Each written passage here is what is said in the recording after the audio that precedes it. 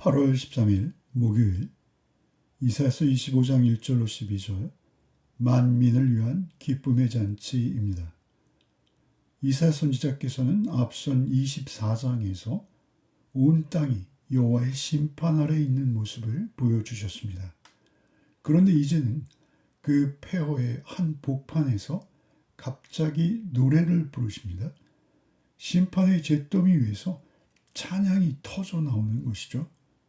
그러나 이런 모습은 성경에서 우리에게 자주 보여주시는 모습들입니다. 세상이 무너지는 자리가 동시에 하나님의 구원이 드러나는 자리가 되는 것이기 때문이죠. 무너지는 성벽과 잔치가 베풀어지는 모습, 이것은 결코 모순이 아닙니다. 심판하시는 하나님과 잔치를 베푸시는 하나님은 동일하신 한 분 하나님이십니다. 무너진 것 너머에 하나님께서 준비하신 것이 있습니다. 즉 심판과 구원은 사망을 삼키시는 한 사건의 두 얼굴입니다. 오늘 우리가 함께 묵상하는 25장은 인간의 어두운 절망의 한복판에서 터져나오는 놀라운 구원의 찬가입니다. 1절로 5절입니다. 여호와여 주는 나의 하나님이시라. 내가 주를 높이고 주의 이름을 찬송하오리니 주는 기사를 옛적에 정하신 대로 성실함과 진실함으로 행하셨습니다. 주께서 성읍을 돌무더기로 만드시며 견고한 성읍을 황폐하게 하시며 외인의 궁성을 성읍이 되지 못하게 하사 영원히 건설되지 못하게 하셨으므로 강한 민족이 주를 영화롭게 하며 포악한 나라들의 성읍이 주를 경외하리이다.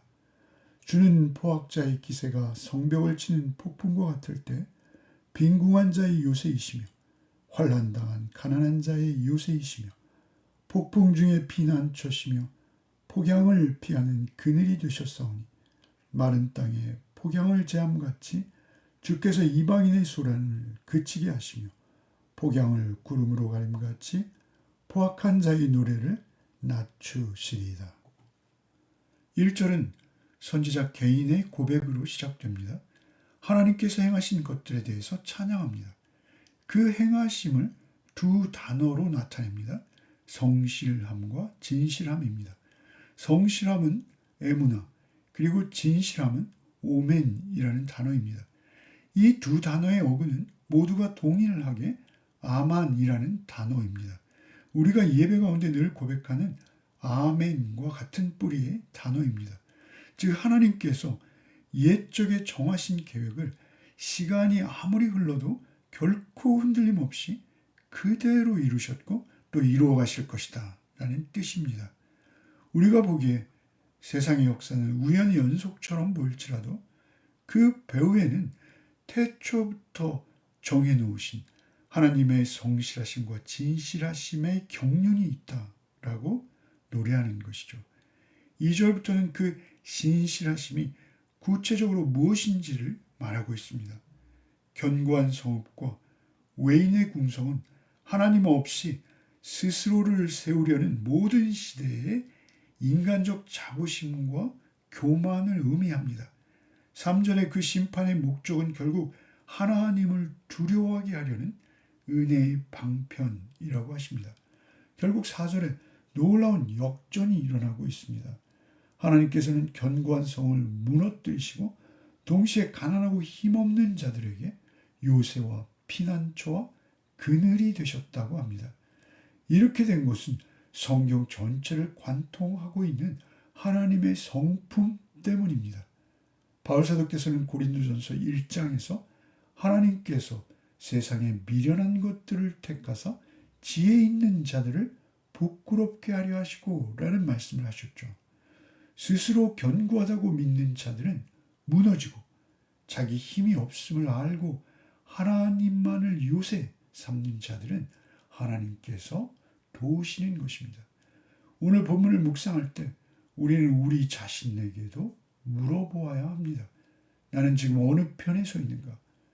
스스로 쌓은 성벽만을 신뢰하고 있는 것은 아닌가? 가난한 심령으로 하나님만을 나의 요새로 삼고 있는가? 우리는 정직하게 우리 자신에게 물어야만 합니다. 6절로 8절입니다.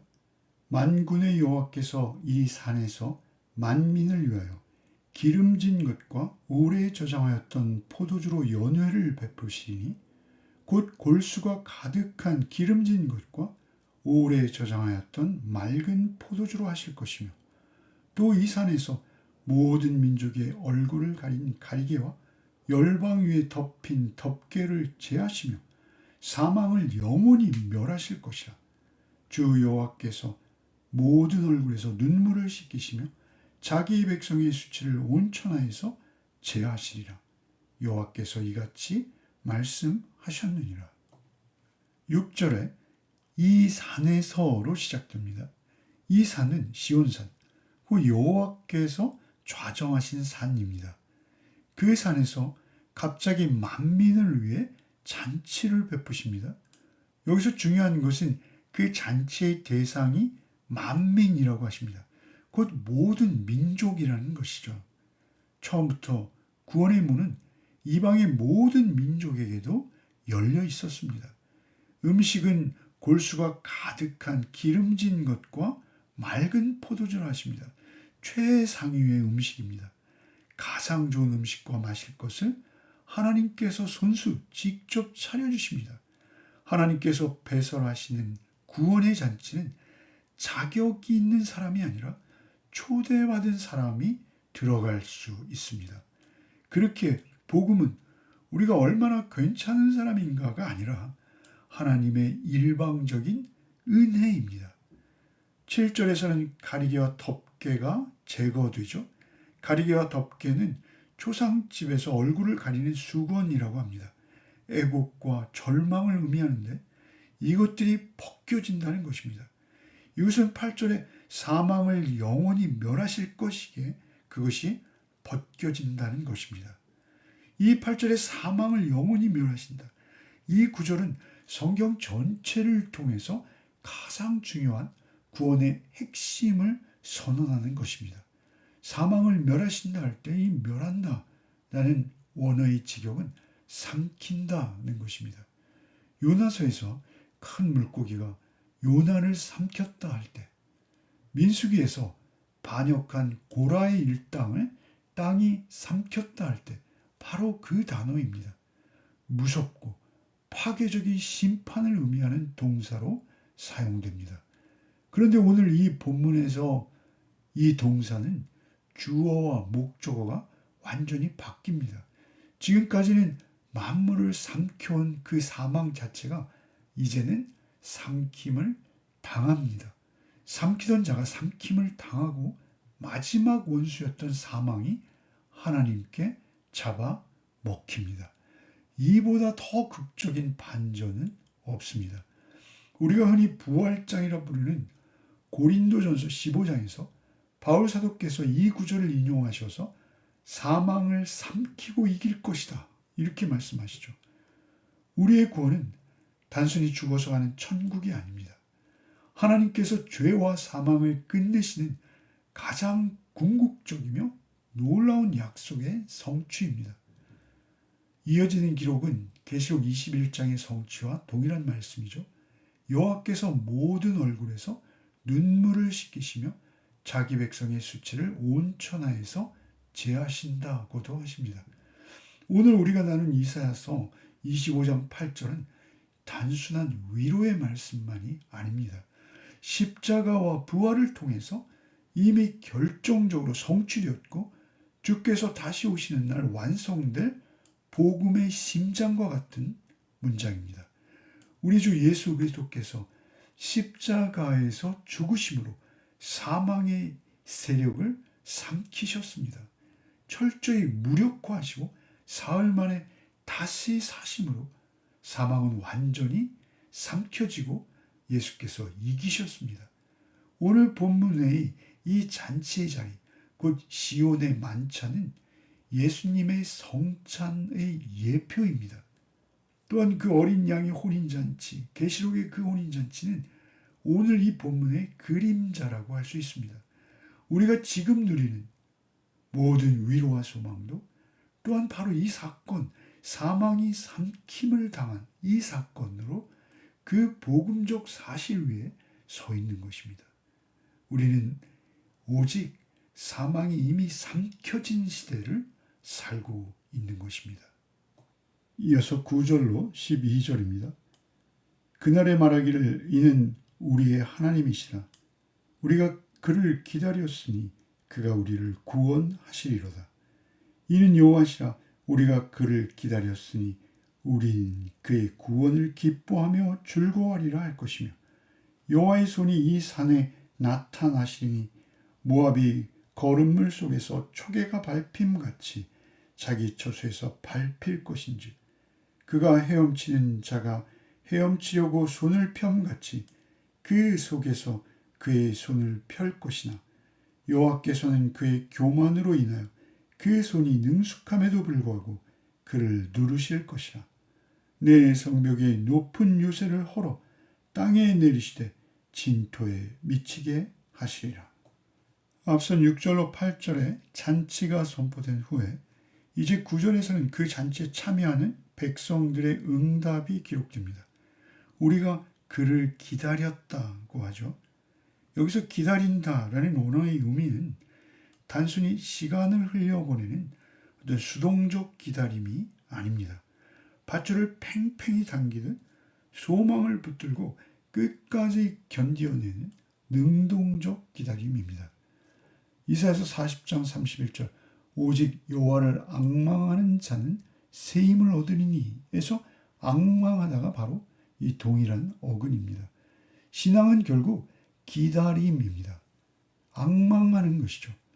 지금 당장 눈에 보이는 성취가 없지만 옛적에 정하신 뜻대로 성실함과 진실함으로 행하시는 하나님께서 끝내 이루어 주실 것을 기다리는 것입니다.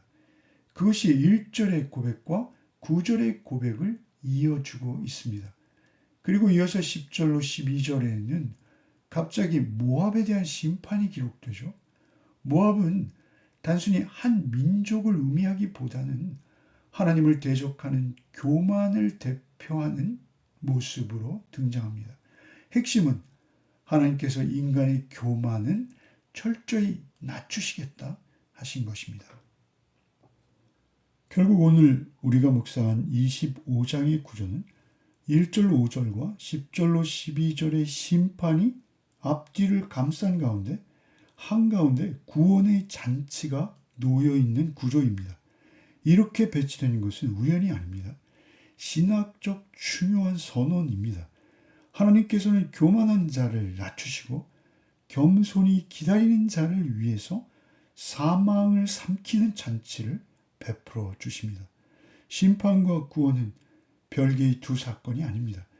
인간이 하나님 앞에서 취하는 태도에 따라서 갈라지는 한 사건의 두 얼굴입니다. 모압처럼 스스로 견고한 성벽을 쌓는 자에게 그 성벽은 결국 그를 삼키는 무덤이 되고 맙니다. 그러나 오히려 겸손하게 주는 나의 하나님이십니다 고백하는 그 가난한 심령에게는 하나님께서 잔치로 초대하십니다. 오늘 우리가 살아가는 세상과 당시의 상황이 그렇게 크게 다르지 않습니다. 저마다 견고한 성벽을 쌓고 그 안에서 안전하다 여기며 살아갑니다. 그러나 성경은 분명히 말씀하십니다. 사람이 손으로 쌓은 성벽은 결국 티끌일 뿐이다. 티끌로 돌아간다 하십니다. 오직 사망을 삼키신 그리스도만이 우리의 참된 요새요 피난처다 말씀하십니다. 오늘 본문 이사야서 25장 8절의 예언, 그 예언은 십자가에 죽으시고 부활하신 주님을 통해서 이미 우리 안에 성취되었습니다. 사망은 삼킨 바 되었습니다. 우리를 덮었던 절망의 수고는 이제 벗겨졌고 우리는 이제 그 종말론적 잔치의 첫 열매를 맛보며 살아가는 중입니다. 모압과 같이 스스로를 높이지 말고 오직 겸손히 다시 오실 주님을 기다리는 우리 모두가 되기를 바랍니다. 오늘 하루도 우리를 위해 눈물을 닦으시고 승리의 잔치를 베푸신 주님만을 온전히 바라보며 하루를 살아가는 복된 우리 모두가 되기를 소원합니다. 잠시 기도하시겠습니다. 사망을 삼키시고 눈물을 씻기시는 하나님, 옛적에 정하신 뜻대로 성실함과 진실함으로 이 모든 일을 이루어 가시는 주님만을 바라보기 원합니다. 우리가 쌓은 헛된 견고함은 내려놓게 하시고 오직 주님만을 우리의 요새와 피난처로 삼게 하여 주시옵소서. 십자가와 부활로 사망을 이기신 그리스도만을 사모함으로 오늘도 인내와 소망으로 주만 바라보는 하루가 되게 하여 주시옵소서. 마침내 예비하신 어린 양의 잔치에 참여하게 하여 주실 것을 믿사올 때 우리를 대속하신 어린 양 되신 예수 그리스도 이름 받들어 기도드리옵나이다. 아멘.